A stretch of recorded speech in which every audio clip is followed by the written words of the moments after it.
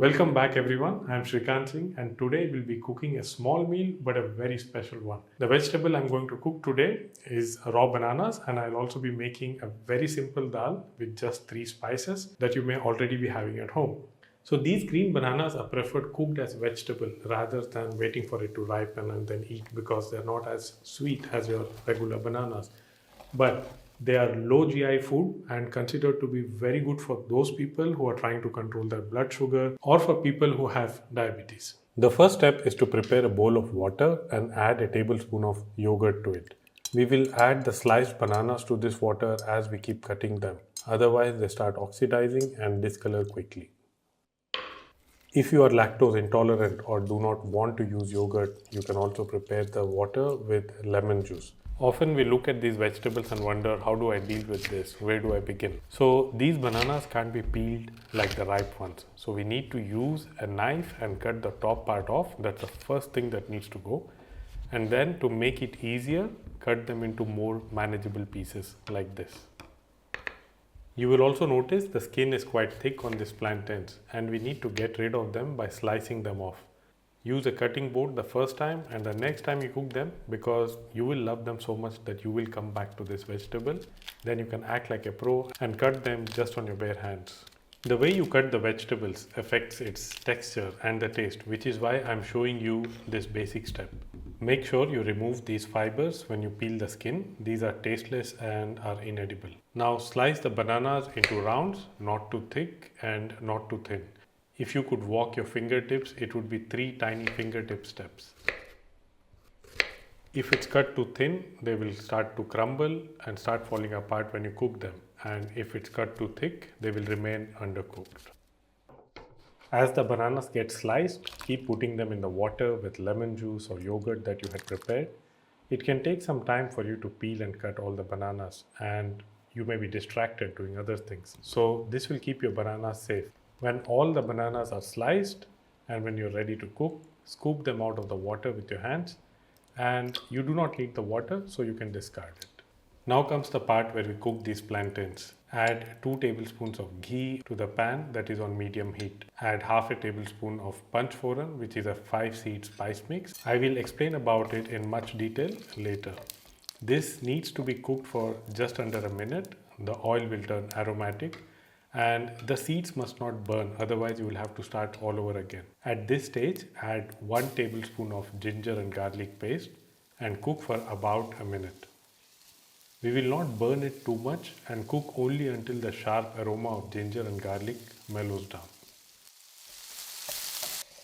And finally, all your hard work, which are the sliced bananas, goes into the pan. Once you have added these, lower the flame to its lowest settings. These bananas need to be cooked slow. Mix these nicely so that the oil is spread well over the banana slices. Cover the pan with a lid and cook for around 5 minutes. Now panch phoron, if you are new to this spice, it's a 5-seed spice mix. There's cumin seed, fennel seeds, brown mustard seeds, methi or fenugreek seeds, and nigella seeds, and they're mixed in somewhat equal proportions. Together they give a bitter but an earthy aroma to the oil in which you cook the vegetables or lentils. They get sold as a spice mix. You will find them in most of the spice stores, Indian stores if you're living outside India, but you can also make it very easily on your own. In the Mastery of Spices course on our website happybellyfish.com, I teach many other spice mixes, seasonings, and how to use them in simple ways. It has helped a lot of my students get started. So check it out. The link is in the description of this video. Alright, let's not ignore what's in the pan. After about 5 minutes, uncover the pan and stir gently.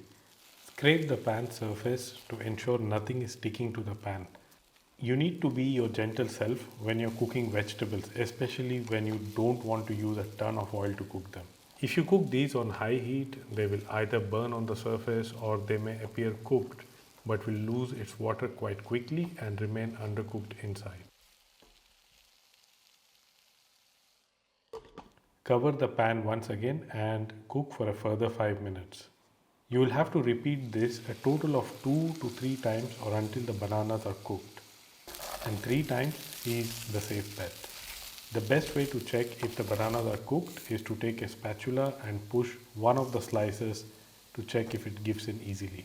When the bananas are cooked to our satisfaction, we will add the spices to make it more exciting. Add paprika or Kashmiri red chili powder as much as you can tolerate. Add half a teaspoon of turmeric powder and salt as per your taste.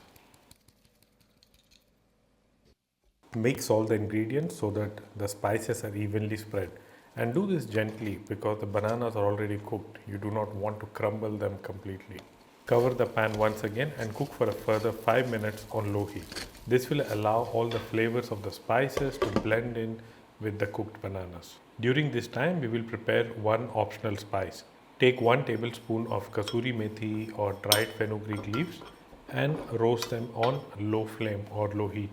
But when you roast them, make sure you use a utensil that is thick, otherwise they burn pretty quickly.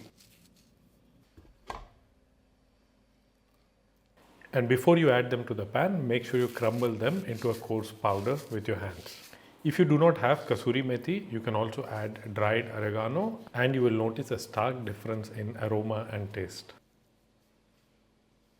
Turn off the heat and keep the pan covered and add fresh coriander leaves and about half a tablespoon of lemon juice as a garnish. The lemon juice will take some time to take effect. It will also help in brightening the color of the dish and lift up the flavors. The bananas will be crisp on the outside and soft inside, just like how your potato wedges are meant to be. The sabzi is best enjoyed as part of a meal, but you can also have it as a snack because it is quite filling. And 1 cup portion is enough for a grown-up person. Since it is quite high in fiber, you must not end up overeating it. If you have to reheat this in a pan or an oven, sprinkle some water and then heat it covered. This is going to be a very dry sabzi and very close to potato wedges that we love so much, but these are better and healthier. Now let's cook dal. This is one of my favorites, very close to my heart, and this is tur dal that we'll be cooking today. We call it arhar dal and in English it's called as pigeon peas. But in the shops you will not find it mentioned as pigeon peas. It will mostly be sold as tur dal. And it's called pigeon peas because it was used as pigeon fodder back in the days. We will begin by soaking half a cup of tur dal. This is enough for about 2 to 3 people. You don't know where the lentils have been, how they were stored. So rinsing before soaking is essential, which many of us just ignore. After rinsing, soak the lentils for at least 20 minutes. Once the soaking is done, drain the water and rinse the lentil one more time.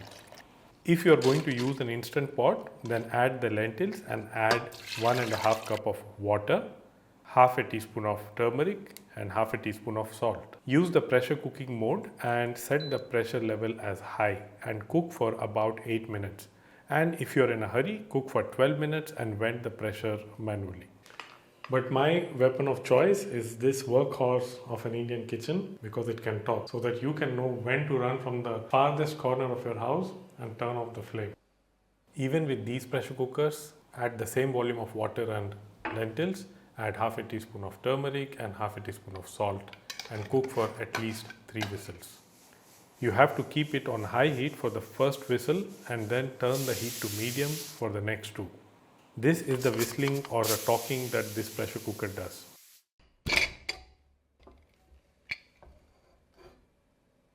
You can see that the lentils are cooked and are very soft and creamy in texture. Now we have to make it flavorful with 2 of the most basic spices that we all know of, cumin and dry red chilies.